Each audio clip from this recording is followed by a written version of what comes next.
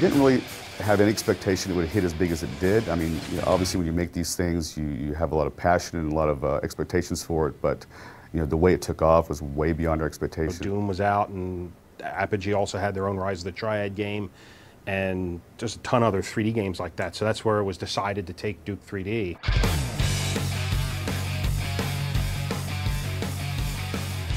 Duke Nukem came out right when the industry was transitioning from the sprite-based games, and that would be where everything is actually, even the bad guys, the animated bad guys, were just a flat piece of art.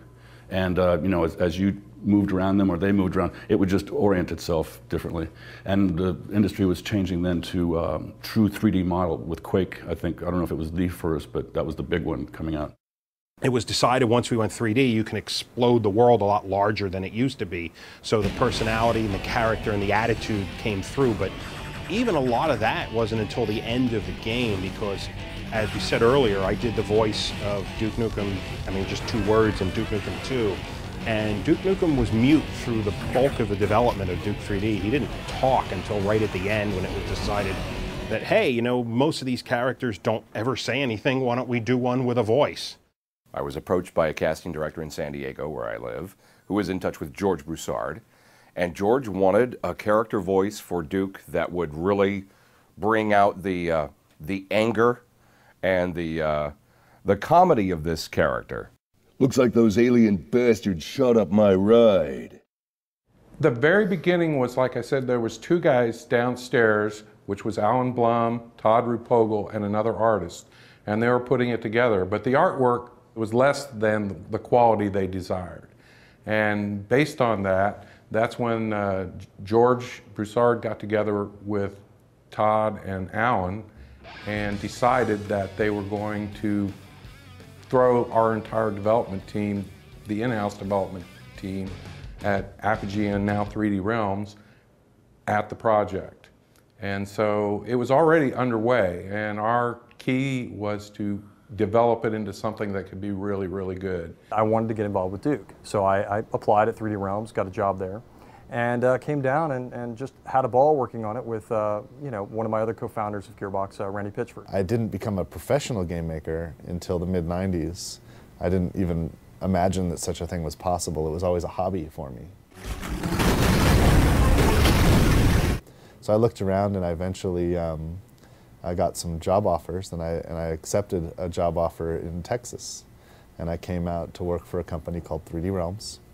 And the first game that I got involved with as a professional game maker was Duke Nukem 3D. Duke Nukem 3D was the hit that it was because of for multiple reasons. Again, we got to spend most of our time making it fun.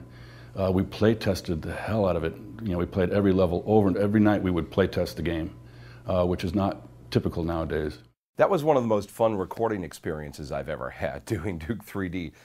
The writing on the game, the lines that I had to deliver were outrageous and funny to me. I would say that the recording sessions took perhaps a little longer than they should have, because I had a hard time keeping a straight face reading some of the Duke Nukem lines. I came here to kick ass and chew bubble gum, and I'm all out of gum. We would sit around and somebody would have an idea about, oh, it'd be cool if he said this, or it'd be wonderful if he went ahead and shot this Mickey Mouse character, or I shouldn't say Mickey Mouse, a mouse-type character at an amusement park, or something like that, and then say, man, that was annoying. Almost all of the really good ideas would start, we'd all, like, either smoke breaks or while we're eating, someone would have a little spark of an idea. And then a second person would add to it, like 5 minutes later, think, oh, you know what else? And then the third person, and once that third person had added their part, the idea was just like, yeah, we got to do that. And as I recall, I'm not sure exactly if I remember correctly, but that was how somebody thought to have this lizard monster drop poop every once in a while, and then we have Duke Nukem, when he steps in it, he'll leave footprints. And then that turned into the footprints that we used quite a bit for stepping in anything.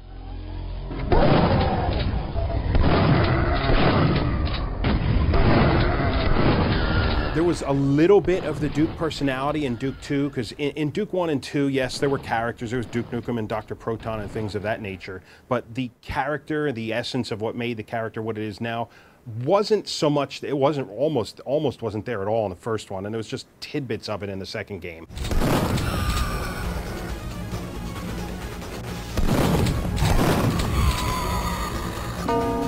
Come get some. How much of Duke is in you? Well, every time I go to the bathroom, I realize that I get about 10 points of health, and I always, you know, much better.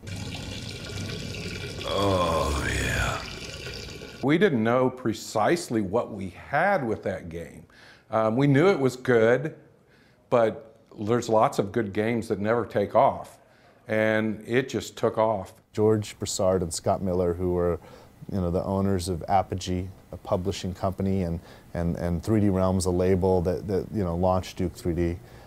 These guys really did a lot to help spawn an industry here in Dallas, and really created the first-person genre. The combination of violence, not real violence, no one's really getting hurt, the combination of violence and humor, to me, is just, and the Stooges, and I mean, there's a lot of examples of that. I'm not sure why that blend is so good, but particularly for me, I liked it. So I knew all along that the game was going to do well. Oh, I didn't know it was going to do well, but I knew we had a hit. It's just really nice to see seeds that are planted grow into what it's become. You can't ever expect that, but when it happens, it's magic. We had a blast. We just had a really good time with it. The question was, what were we going to move on to next? And I think, in my case, I moved on to another game called Shadow Warrior, which came out shortly after that. But Alan and Todd and a few other people, basically they were already delving into the next project, which was Duke Nukem Forever. People just want to play stuff. And you know, we did Duke 3D and people enjoyed it, and we did the expansion pack and people enjoyed that. And people just want a sequel, they just want to play something.